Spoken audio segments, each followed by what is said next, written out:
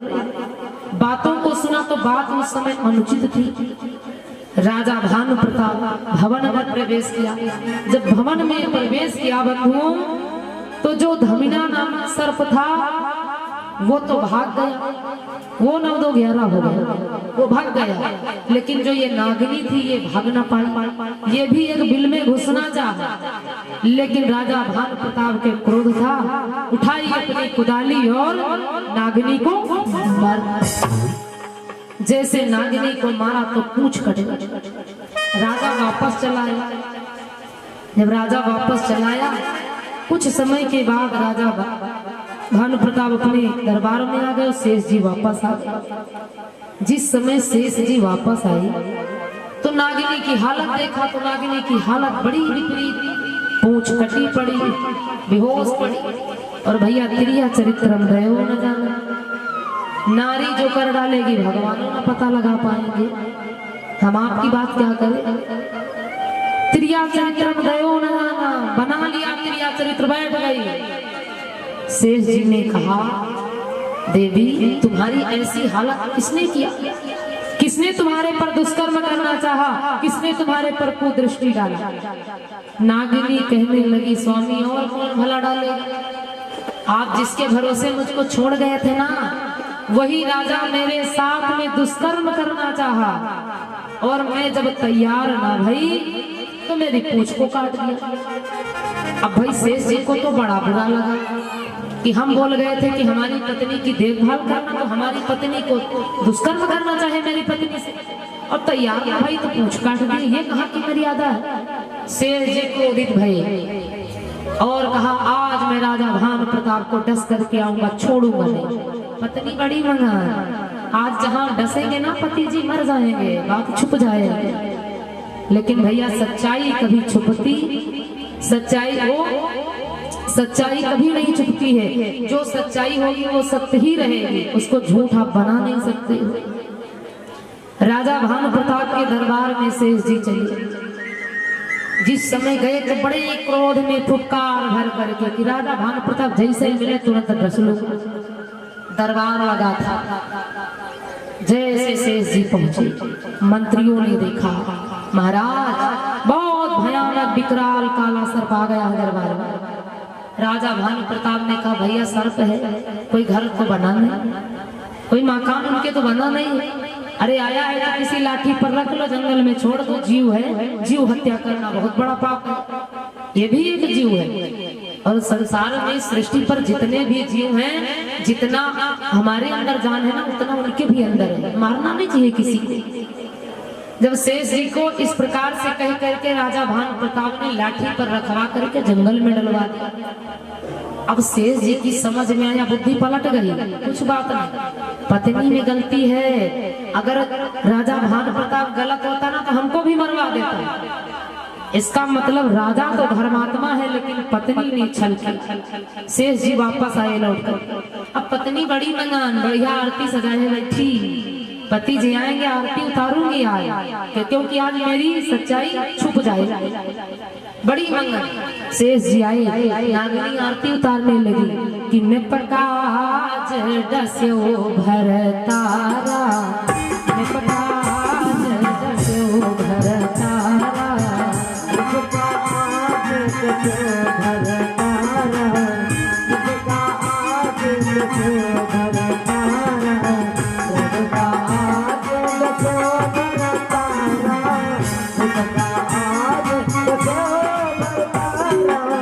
चरण धोई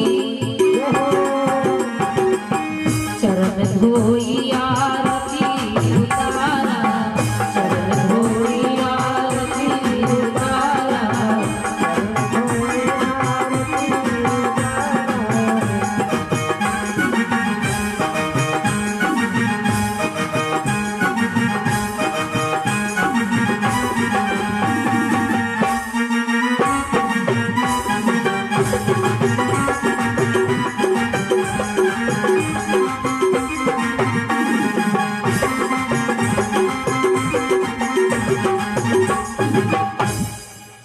नागिनी ने आरती उतारा, पति का चरणों तक पान किया। पति जी आप डस आए ना, बड़ी मंगाई। शेष जी ने कहा नहीं। नागिनी घबरा गई, डस के नहीं आया। ऐसा तो नहीं पता चल गया हो कि हमने धमीना नामक सर्प से प्रेम किया था, पति को पता तो नहीं चल गया है। शेष जी ने कहा नहीं। नागिनी ने कहा स्वामी आप क्यों नहीं डसे, मेरे साथ छल किया है छल राजा ने, आप क्यों नहीं डसा, मैं आपकी पत्नी हूं ना। शेष जी ने कहा हाँ पत्नी हो देवी, मुझे सत्य सत्य बताओ। अरे प्रिय मोहि दे सत्य बताई, ओके ही कारण मारो न परा। मुझे सत्य सत्य बताओ देवी कि राजा ने तुम्हारी पूंछ को क्यों काटा। नागिनी ने कहा स्वामी आपकी कसम। अब देखो ना सच्चाई है, वाणी पर विचार करो। जो पत्नी आपकी कसम खा जाए ना वो सच बोलेगी, नहीं बोलेगी ना। पति परमेश्वर परमेश्वर की कसम खा रही है, क्योंकि अगर गलत करोगे ना तो ये बुद्धि भी गलत हो जाएगी। आप बताओगे सत्य लेकिन निकलेगा असत्य, विपरीत हो जाएगी बुद्धि। ये भी एक माता है। नागिनी ने सबसे पहले कहा स्वामी आपकी कसम, आपके चरणों की कसम, मैं सत्य बोलती हूँ कि राजा ने मेरे साथ में छल करना चाहा, मैं तैयार ना भई तो मेरी पूंछ को काट दिया। और भैया कसम खाने वाले, कसम खाने वाले भगत हैं। नंबर 1 का लड़ाका आदमी हो, बात बात पर कसम खा जाएगा। तुम्हारी कसम खाते हैं, अपनी ना खाएगा, बड़ा चतुर चालाक। और कई लोग हैं ना तो भगवान की कसम खाते हैं, भगवान राम की कसम। हम ये काम नहीं किए भैया का भगवानों को भूमरते हैं, भगवानों को भूमरते का। अरे भगवान तो अजन्मा है ना, वो तो ब्रह्म है, वो तो शक्ति है ना। लेकिन चतुर लोग तो यही कहते हैं गंगा की कसम। अरे गंगा की कसम का खाते हो, गंगा जी कभी आप पवित्र हो जाएंगे तुम्हारे कसम खाने से। अरे तुम लोगों के कसम खाने से गंगा जी आप पवित्र हो जाए तो फिर प्रलय आ जाएगी। लेकिन चतुर लोग कसम तुरंत खाते हैं। लड़ाका आदमी बात बात पर कसम, कसम खाए कहे तो बात सच हुआ है तुरंत। और नंबर 2 शराबी है, यह भी कसम खाने में नंबर 1 होता है। नंबर 3 कसम खाने वाला चोर।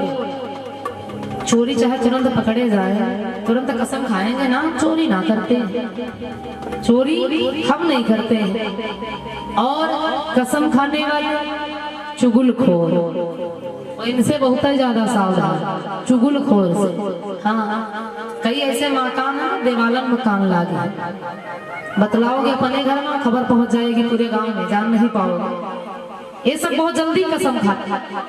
नागिनी ने कहा स्वामी मैं आपकी कसम, आपके चरणों की कसम खाती हूँ, मैं जो बोल रही हूँ सत्य बोल रही हूँ।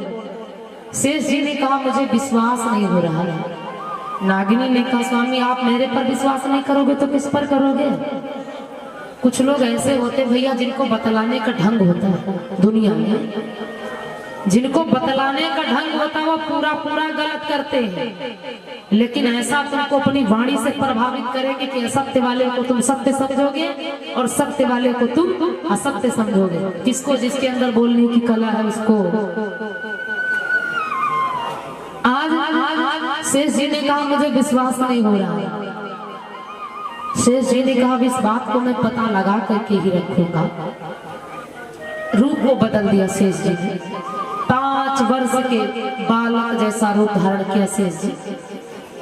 और नागिनी से बोले नागिनी अगर तुम सत्य नहीं बता रही हो तो मेरी बात सुन लो। मैं अब की बार जा रहा हूँ परीक्षा करने की गलती किसके अंदर है। अगर तुम्हारे अंदर गलती है तब तो समझ लो क्या होगा कि गलती हो तोरी जाओ बाला तो कटी हो ना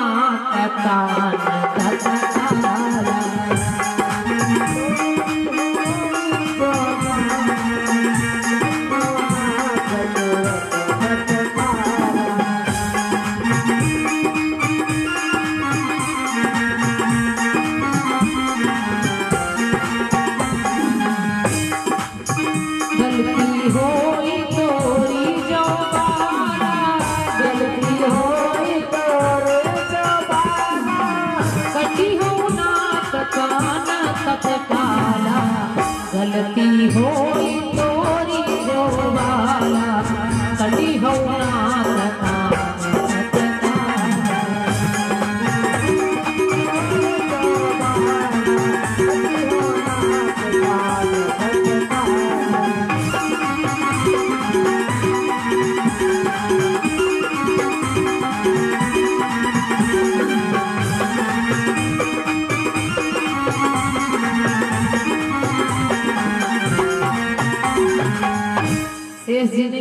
ध्यान से सुनो, अगर तुम्हारी गलती निकली ना तो लौट के आऊंगा, नाक कान दोनों साफ कर दूंगा।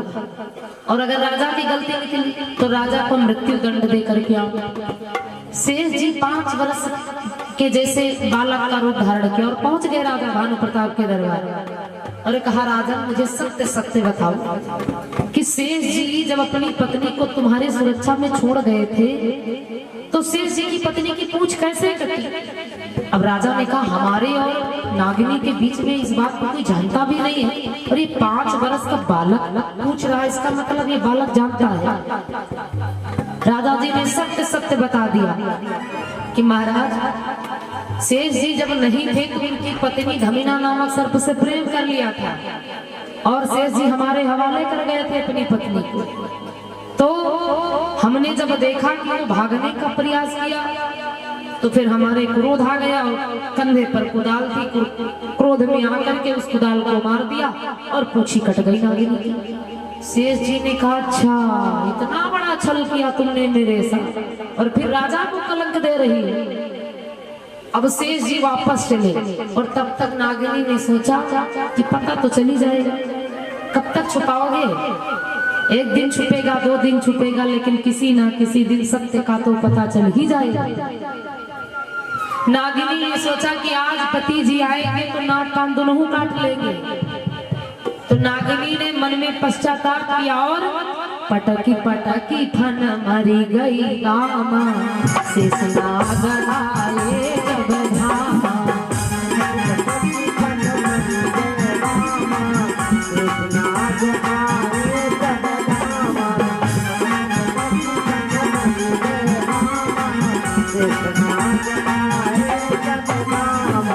पटकी पटकी फन मरी गई रामा, पटकी पटकी फन मरी गई रामा, शेष नाग आए जब धामा, शेष नाग आए जब धामा, शेष नाग आए जब धामा।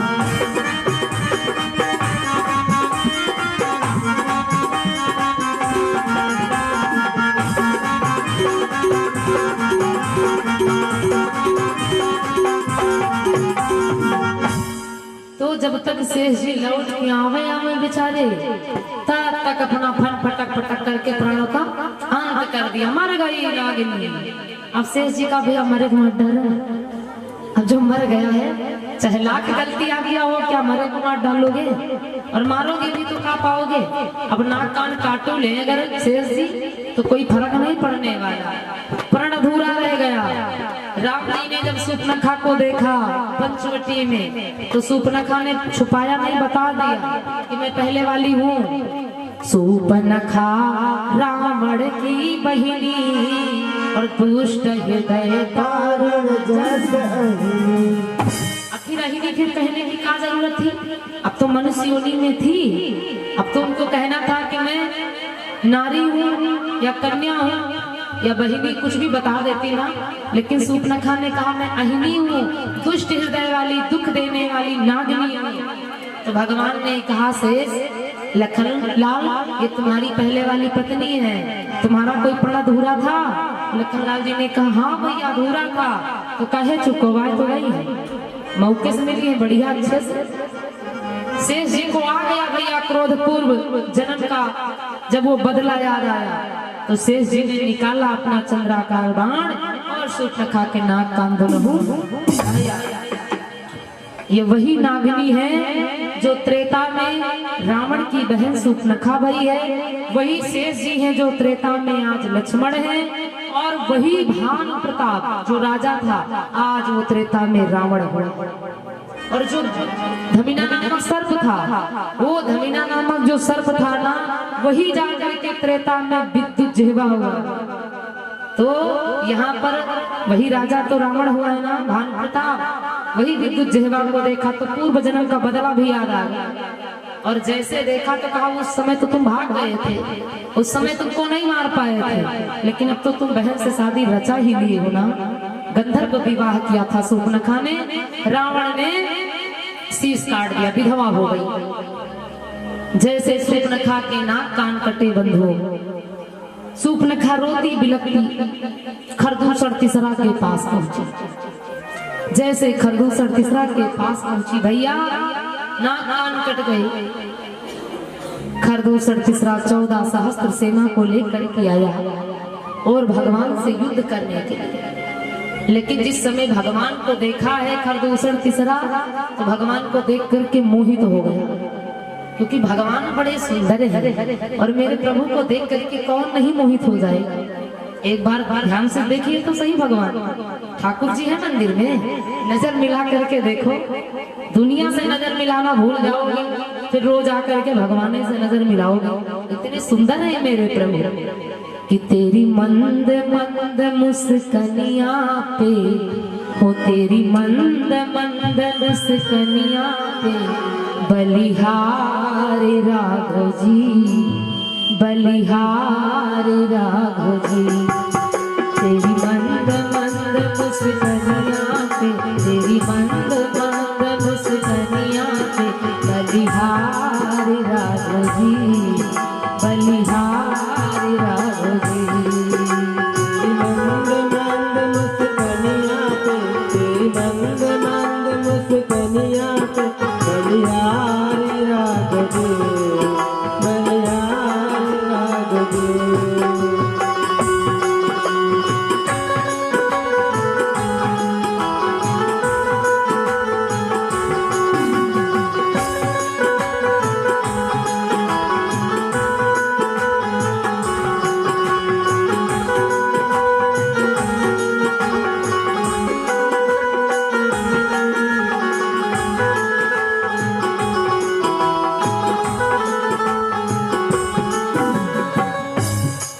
जैसे खरदूषण तीसरा भगवान को देखा तो मोहित हो गया। एक राक्षस भी भगवान को देख करके मोहित हुआ है। तेरे बाल बड़े घुंघराले लगते हैं बादल तारे, तेरे बाल बड़े घुंघराले बादल जो तारे तारे, तेरे बाल बड़े घुंघराले लगते हैं तारे तारे। तेरी मोर मुकुट चितवनिया पे, तेरी मोर मुकुट चितवनिया पे बलिहारी राघव जी, बलिहारी प्यारे जी। तेरी मंद मंद मुस्कनिया पे, तेरी मंद मंद मुस्कनिया पे बलिहारी राघव जी, बलिहारी राघव जी।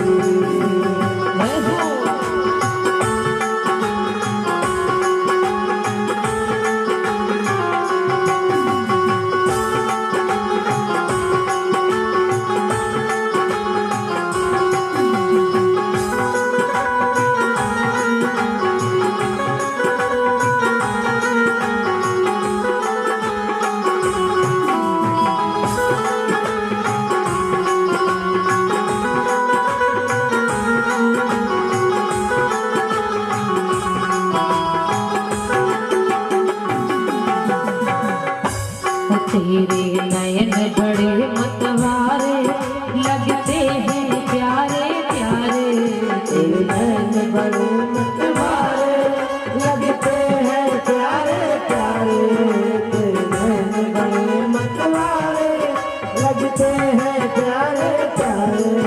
तेरे नयन बड़े मतवारे लगते हैं प्यारे प्यारे, तेरे नैन बड़े मतवारे लगते हैं प्यारे प्यारे।